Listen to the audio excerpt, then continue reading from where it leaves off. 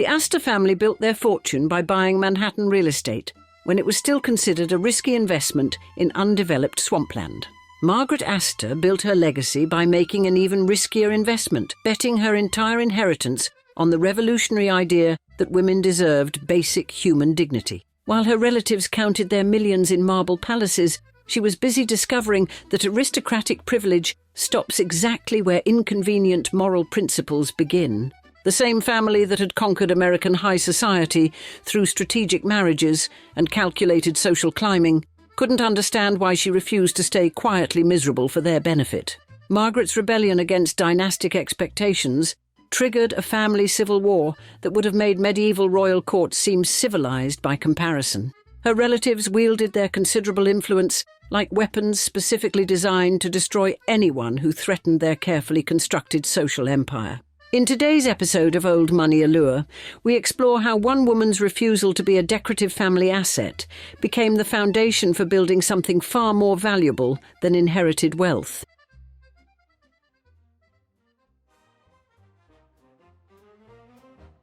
In 1853, Margaret Laura Carey was born into the kind of wealth that could literally buy Manhattan, and in many cases already had. Her maternal grandparents, William Backhouse Astor Sr. and Margaret Rebecca Armstrong, had transformed John Jacob Astor's fur trading fortune into a real estate empire that dominated New York City.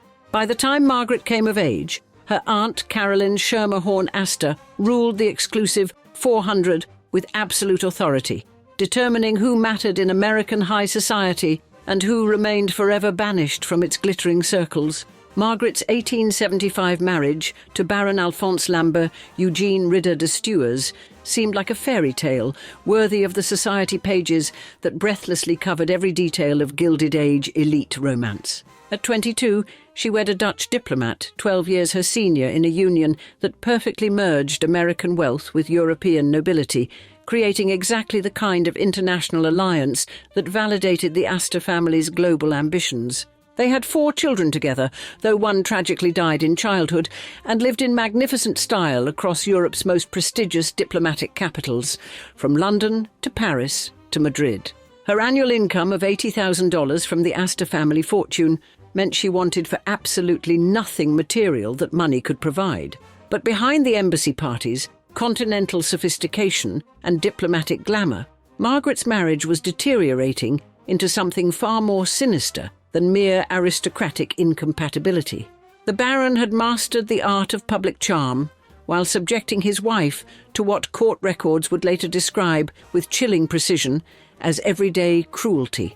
When not performing for society's benefit at glittering receptions and state dinners, he systematically terrorized Margaret with threats that chilled her to the very bone. His most devastating weapon was his plan to have her committed to Paris's notorious Hospice de la Salpêtrière, an institution infamous throughout Europe for its brutal treatment of women deemed hysterical by their husbands or families. For 17 grueling years, Margaret performed the ultimate acting role of her life, the perfect, dutiful, aristocratic wife who smiled through every public appearance.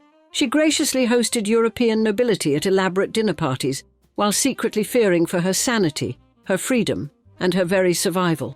She maintained the flawless facade that her family's sterling reputation demanded, all while her husband plotted against her inheritance and threatened to have her declared mentally unstable.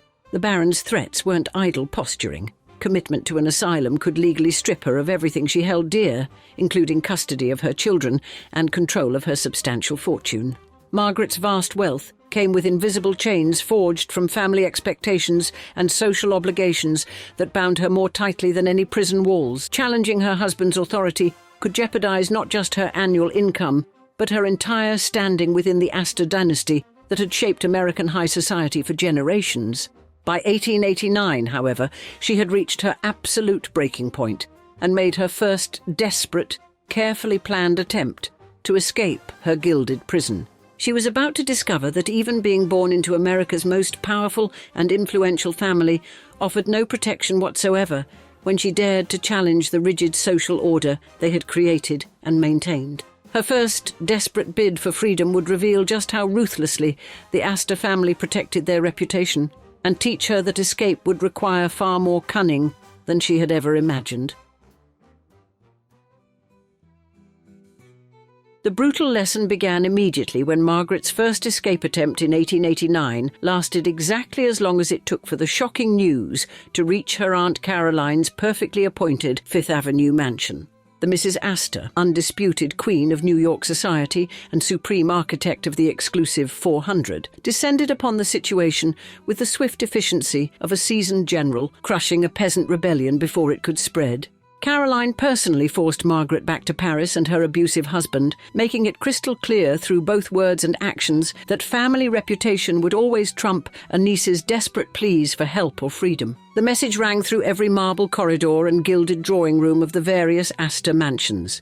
Divorce was absolutely not an option under any circumstances whatsoever, but Margaret had inherited far more than just money and social position from her illustrious lineage. She possessed the same cunning intelligence and ruthless determination that had originally built the entire Astor empire from nothing. When her uncle John Jacob Astor innocently showed her scenic photographs of a thriving frontier city called Sioux Falls, South Dakota, he unknowingly handed her the skeleton key to the freedom she so desperately craved. What he probably didn't mention during their casual conversation was that this picturesque prairie town had earned a scandalous reputation among the desperate wives of America's elite social circles. Sioux Falls had become known in whispered conversations as a mecca for the mismated, a place where unhappy marriages could be legally dissolved with surprising ease and remarkable speed. South Dakota's revolutionary divorce laws required only 90 days of residency and accepted grounds for dissolution that would be laughed out of courts in New York,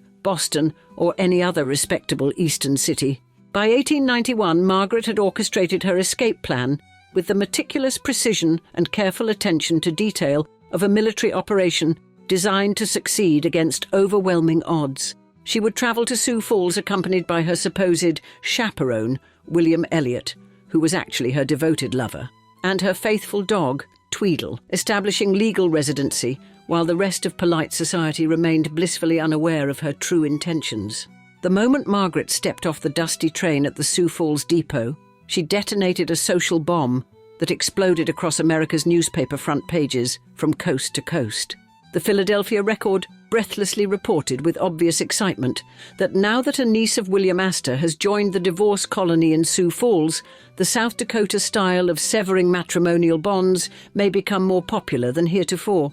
Suddenly, this remote frontier outpost found itself hosting genuine American royalty in pursuit of something that all their millions couldn't buy back east: legal freedom from the bonds of marriage.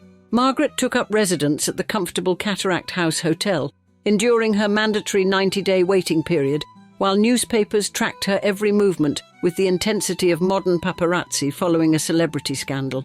She attempted to integrate herself into the local community and society, even generously donating 3 elaborate stained glass windows to the prestigious St. Augusta Episcopal Church as a gesture of goodwill and religious devotion. The generous gesture backfired spectacularly when Bishop William Hobart Hare, a man who had gladly accepted substantial Astor family philanthropy for years, publicly condemned her presence in his city as fundamentally immoral and corrupting. As her scheduled February 1892 trial date approached with inexorable certainty, Margaret braced herself for a legal battle that would expose her most private torment to merciless public scrutiny and judgment. She expected her vindictive husband to fight dirty using every legal trick available, expected the sensation-hungry press to sensationalize every sordid detail, and expected proper society to judge her harshly for her unprecedented actions. What she didn't anticipate was that the courtroom would become the stage for a family betrayal so shocking it would make headlines across the nation, and that her own blood would deliver the cruelest blow of all. The devastating family treachery Margaret never saw coming would unfold when her divorce trial in February 1892 transformed an ordinary Sioux Falls courtroom into the most scandalous and closely watched theatre in all of America. Unlike the typical divorce proceedings in this frontier town, where defendants simply failed to appear and cases proceeded by default, Baron Stuers mounted an aggressive and vigorous defence through his expensive legal team. This strategic decision ensured that Margaret would be forced to publicly relive and recount every humiliating detail of her 17-year ordeal for a courtroom packed with sensation-seeking spectators and eager newspaper reporters from across the nation. Her testimony painted a devastating and heart-wrenching portrait of sophisticated psychological warfare disguised as respectable aristocratic marriage between refined European nobility. Margaret provided shocking details of her husband's systematic cruelty, his repeated threats to have her declared legally insane and committed to a notorious asylum, and his elaborate schemes to steal her substantial inheritance through legal manipulation. The packed courtroom heard testimony about how the Baron had plotted to strip her of her beloved children, her hard-won freedom, and her family fortune through false claims of mental instability that would render her legally powerless. Even the jaded residents of Sioux Falls, who had witnessed plenty of dramatic marital discord and scandalous divorce proceedings over the years, found themselves genuinely moved by her account of sustained psychological abuse. The testimony revealed a pattern of torment that included threats of commitment to Paris's infamous Hospice de la Salpêtrière, attempts to control her correspondence and social connections, and constant intimidation designed to break her spirit completely. Then came the moment that would haunt Margaret for the rest of her natural life and forever change her relationship with her own family. Her own brother, Arthur Astor Carey, took the witness stand in the crowded courtroom, but he appeared for the defence, not to support his sister's desperate plea for freedom. In a betrayal that would have impressed Judas Iscariot himself with its calculated cruelty, Arthur testified against his own flesh and blood sister, supporting the Baron's self-serving claims that he had treated Margaret with consistent kindness and proper consideration. This wasn't merely sibling rivalry or a family disagreement that had gotten out of hand. It was a cold, calculated family decision to sacrifice Margaret's well-being rather than allow her unprecedented actions to tarnish the precious Astor name through the scandal of divorce. Arthur's testimony represented the family's official position. They would rather see Margaret destroyed in court than risk their social standing by supporting her quest for freedom from an abusive marriage. Despite this devastating and utterly unexpected familial sabotage from her own brother, Margaret's compelling and detailed testimony proved powerful enough that the court granted her divorce decree on March 5, 1892. After 17 long years of systematic abuse and 2 grueling years of legal warfare against both her husband and her own family, she was finally legally free from the bonds that had imprisoned her. Any reasonable person might have quietly celebrated this hard-won victory, perhaps taken a long and restorative European tour, or simply enjoyed the unprecedented experience of being legally liberated from her tormentor without fanfare. Margaret, however, had never been accused of being particularly reasonable or conventional in her approach to life's challenges. On March 7, 1892, a mere 2 days after receiving her official divorce decree from the court, she married William Elliot Zborowski in what had to be the fastest divorce-to-remarriage turnaround in American legal and social history. The lightning speed of this romantic union provided her numerous critics and enemies with all the ammunition they needed to paint her as a calculating adulteress who had orchestrated the entire elaborate scheme from the very beginning. But Margaret had achieved something far more valuable than social acceptance or family approval. She had secured her freedom, retained control of her fortune, and found a husband who actually treated her with the respect and kindness she had been denied for nearly 2 decades. The burning question now was whether the powerful Astor family would be satisfied with their brutal public humiliation of her, or if they were prepared to make their complete rejection even more definitive and financially devastating.